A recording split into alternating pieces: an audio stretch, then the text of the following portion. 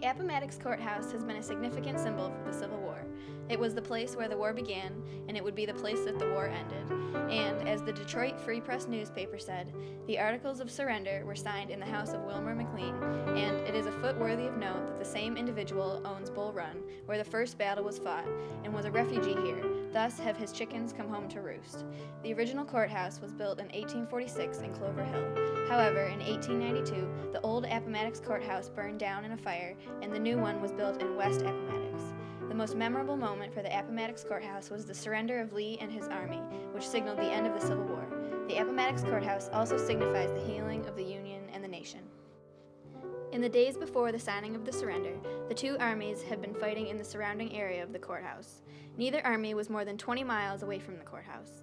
Lee and his armies were trying desperately to escape. If they had escaped, the war probably would have continued on, and that was exactly what Lee wanted. The New York Times stated, Lee's last effort to escape was made on Sunday morning by attempting to cut his way through Sheridan's lines, but it totally failed. On the day of the battle at Farmsville, General Lee appeared on the picket line of the 2nd Corporal Miles Division with a letter addressed to General Meade. Prior to this meeting, Grant had sent a letter to Lee expressing his terms for Lee's surrender. Lee's letter to Meade was requesting a ceasefire while he considered the terms of Grant's surrender. However, Meade did not have the authority to agree to Lee's request of a ceasefire, but he agreed to hold off the next attack for 2 hours to give Lee the time he needed to think about the surrender. Grant's requests were, I propose to receive the surrender of the Army of Northern Virginia on the following terms, to wit: rolls of all the officers and men to be made in duplicate, 1 copy to be given to an officer to be designated by me, the other to be retained by such officer or officers as you may designate. The officers to give their individual paroles not to take up arms against the government of the United States until properly exchanged, and each company or regimental commander sign a like parole for the men of their commands. The arms, artillery, and public property to be parked and stacked and turned over to the officers appointed by me to receive them. This will not embrace the sidearms of the officers, nor their private horses or baggage. This done, each officer and man will be allowed to return to his home, not to be disturbed by U.S. authorities so long as they observe their paroles and the laws in force where they may reside. Grant had expressed these same requests for the surrender in an earlier letter to Lee, but once again restated them in a letter. Lee had been still hoping for a way out of this, a way to preserve the Confederacy. However, in the back of his mind, Lee knew this was the end. The Union Army had surrounded the Confederates, and signing the surrender was the only way to end the war and stop the bloodshed.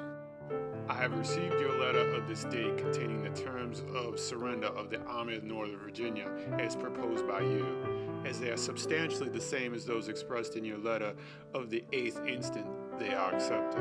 I will proceed to designate the proper officers to carry the stipulation into effect. The neutral meeting place for the two armies is the Appomattox Courthouse. Lee is still very resistant to the surrender.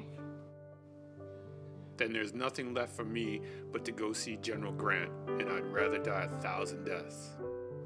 The surrender was signed, and the two sides began on the road to recovery to forming a unified nation once again.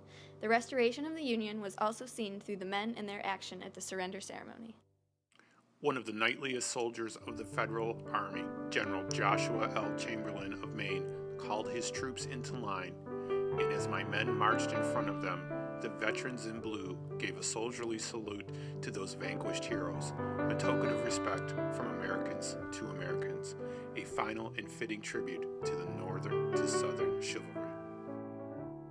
The surrender at the Appomattox Courthouse not only signified the surrender of the Confederate Army and the end of the Civil War, but also the restoration of a